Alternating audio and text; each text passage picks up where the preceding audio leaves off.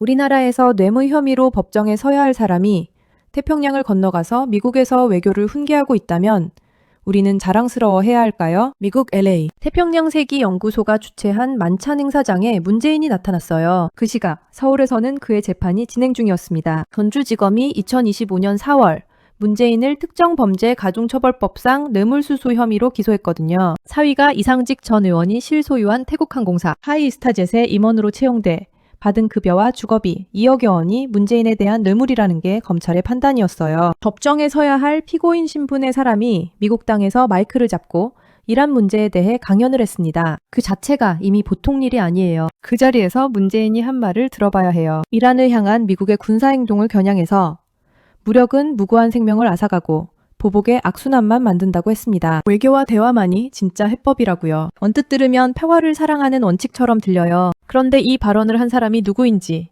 어디서 했는지를 얹으면 이야기가 완전히 달라집니다. 뇌물 혐의 피고인이 동맹국 영토 위에 서서 그 나라의 안보 정책을 정면으로 비판한 거거든요. 이건 발언의 내용 이전에 발언의 자격과 장소부터 문제입니다. 재판 이야기를 좀 더 살펴볼게요. 서울중앙지법 형사합의 21부가 이 사건을 맡았습니다. 문재인 측은 양산 거주지 관할인 울산지법으로 재판을 옮겨달라고 요청했어요. 법원은 받아들이지 않았습니다. 신속하고 공정한 재판을 위해 서울중앙지법에서 진행하는 게 적절하다는 판단이었어요. 문재인 측은 포기하지 않고 이송 신청을 다시 했지만 이번에도 기각됐습니다. 재판부는 예정 증인만 120명이 넘는 중대 사건에서 이송은 적절하지 않다고 밝혔어요. 그렇게 재판이 서울에서 굳혀지는 동안 문재인은 미국으로 출국했습니다. 더 흥미로운 장면이 있어요. 문재인 측 변호인은 법정에서 이런 말을 했습니다. 이 사건이 검찰권 남용의 살아있는 교과서라고 본인이 생각한다고요. 그래서 더 많은 국민이 볼 수 있는 국민 참여 재판을 원한다고 했거든요. 재판을 여론전으로 활용하겠다는 의도가 읽히는 대목이에요. 재판부는 10회에서 30회 이상 공판이 예상되는 사건에서 배심원을 12년 붙잡아 두는 건 현실적으로 불가능하다며 난색을 표했습니다. 결국 국민 참여 재판은 사실상 물 건너간 셈이에요. 법정 여론전 시도가 막히자 다음 무대로 미국을 택한 것처럼 보이는 겁니다. 장소 문제를 다시 짚어봐야 해요. 미국입니다. 동맹국의 영토 위에 서서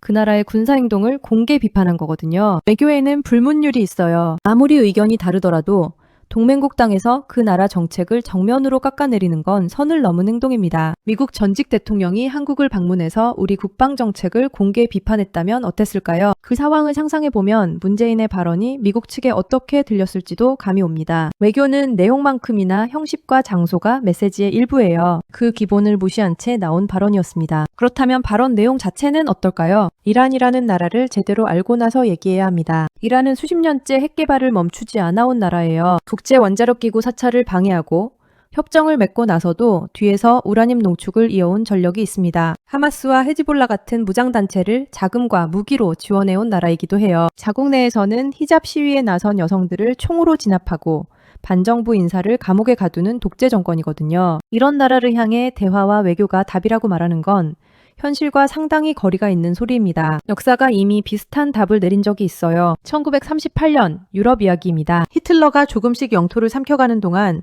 영국 총리 체인벌리는 전쟁을 막겠다며 협상 테이블에 앉았어요. 그게 민헨 협정이었습니다. 체인벌리는 런던으로 돌아오면서 우리 시대에 평화를 가져왔다고 선언했어요. 1년도 지나지 않아 독일 탱크가 폴란드 국경을 넘었습니다. 유화 정책의 본질적인 문제는 상대방도 전쟁을 피하고 싶어 한다는 선의의 전제에 있어요. 팽창이 목표인 독재 정권은 양보를 선의로 읽지 않습니다. 나약함으로 읽고 더 밀고 들어오거든요. 그리고 이 지점에서 우리는 더 뼈아픈 사례를 마주해야 합니다. 문재인 정부의 대북 정책이에요. 2018년을 기억하시나요? 판문점에서 두 정상이 손을 맞잡았습니다. 군사 분계선을 함께 넘는 장면이 전 세계 일면을 장식했어요. 평양에서 정상회담이 열렸고 백두산 천지에서 두 정상이 나란히 섰습니다. 문재인 정부는 이걸 외교적 성과라고 불렀어요. 그런데 딱 하나만 물어볼게요. 그래서 북한 핵이 줄었던가요? 줄지 않고 오히려 늘었습니다. 문재인이 김정은과 손을 맞잡고 감격스러워하던 그 시간 동안 북한은 ICBM 기술을 고도화하고 핵탄두 소형화 연구를 이어갔거든요. 악수 한 번에 미사일 한 발씩 줄었다면 얼마나 좋았을까요? 현실은 정반대였습니다. 남북 정상이 백두산 천지에서 사진을 찍는 동안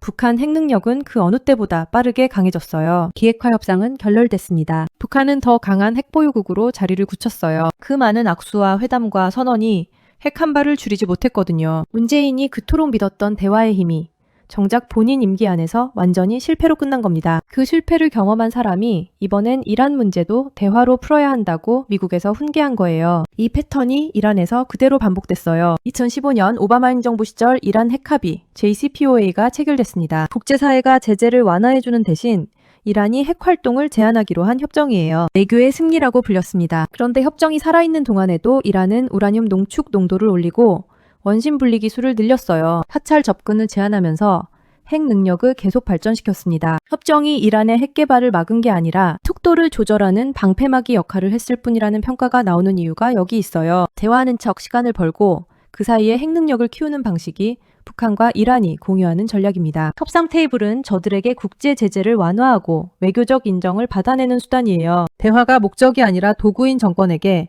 대화 중심 외교는 통하지 않습니다. 이 모든 맥락을 알고 나면 왜 문재인의 이번 발언이 단순한 의견 차이로 볼 수 없는지가 선명해져요. 본인은 지금 뇌물수수 혐의로 대한민국 법원의 피고인 신분입니다. 재판이 진행 중인 상황에서 태평양을 건너 미국으로 갔어요. 법정 여론전이 막히자 미국을 무대로 삼은 것처럼 보입니다. 거기서 한 말이 동맹국 군사행동 비판이었거든요. 발언의 무게를 생각해봐야 해요. 한국의 전직 국가수반 발언은 개인 의견이 아닙니다. 국제 무대에서 한국이라는 나라의 정치적 스펙트럼을 드러내는 신호로 읽혀요. 미국 입장에서는 한국의 전직 지도자가 와서 우리 군사행동을 비판한다면 한국이 과연 믿을 수 있는 동맹인가? 라는 질문을 하게 됩니다. 한국 안보의 현실을 냉정하게 봐야 합니다. 한국은 핵이 없어요. 북한은 핵이 있습니다. 이 비대칭 구도에서 한국 안보는 미국의 확장 억지력, 쉽게 말해 핵 우산에 의존할 수밖에 없어요. 미국이 핵 위협에 강하게 대응한다는 신뢰가 살아있어야 북한이 함부로 행동하지 못합니다. 그 신뢰에 균열이 생기는 순간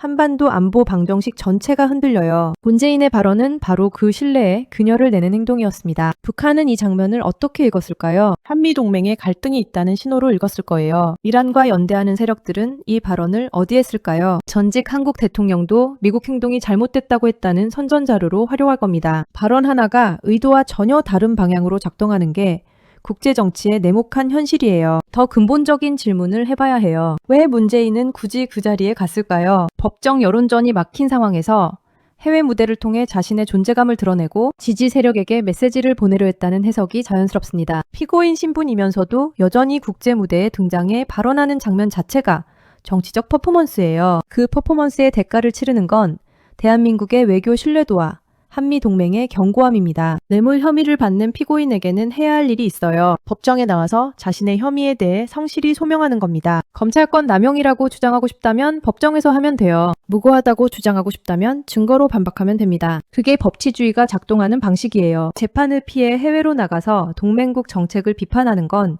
그 어떤 명분으로도 정당화하기 어렵습니다. 구속이냐 불구속이냐의 문제도 다시 생각해 볼 필요가 있어요. 문재인은 현재 불구속 기소 상태입니다. 그 불구속 상태로 해외에 나가서 정치적 발언을 이어가고 있어요. 재판에 성실히 임해야 할 피고인이 해외를 돌아다니며 외교 강연을 하고 있는 겁니다. 이 장면 자체가 한국 사법 시스템에 대한 신뢰를 시험하는 장면이에요. 경제 혐의의 무게와 도주 우려, 그리고 증거인멸 가능성을 따진다면 구속이 더 적절한 조치 아니냐는 목소리가 나오는 게 당연합니다. 결국 이 모든 이야기의 핵심은 하나입니다. 법 앞에서는 누구나 평등해야 해요. 원직 대통령이라는 직함이 법의 잣대를 비껴갈 이유가 되어선 안 됩니다. 뇌물 혐의가 있다면 재판으로 밝혀야 하고 혐의가 사실이라면 그에 맞는 책임을 져야 해요. 그게 법치입니다. 전직 대통령이라서 특별 대우를 받는 나라와 전직 대통령도 법 앞에 평등하게 서는 나라 중에 어느 쪽이 더 선진국인지는 물어볼 필요도 없어요. 재판이 진행되는 지금 이 순간에도 문재인은 여전히 본인이 피해자라고 주장합니다. 검찰권 남용이라고 외쳐요. 하지만 2억여 원의 뇌물 혐의는 주장으로 사라지지 않습니다. 협의 신명이 넘는 증인 목록도 그냥 만들어진 게 아니에요. 재판이 답을 줄 겁니다. 그리고 그 답이 나오기 전에 태평양 건너가서 외교 훈계를 늘어놓을 자격이 있는지부터 스스로 물어봐야 했어요. 이 나라에서 전직 대통령이 뇌물 혐의로 법정에 서는 일이 또 반복됐습니다. 이 반복을 멈추려면 어떻게 해야 할까요? 그리고 법 앞에 평등하다는 원칙이 이번 재판에서 과연 지켜질지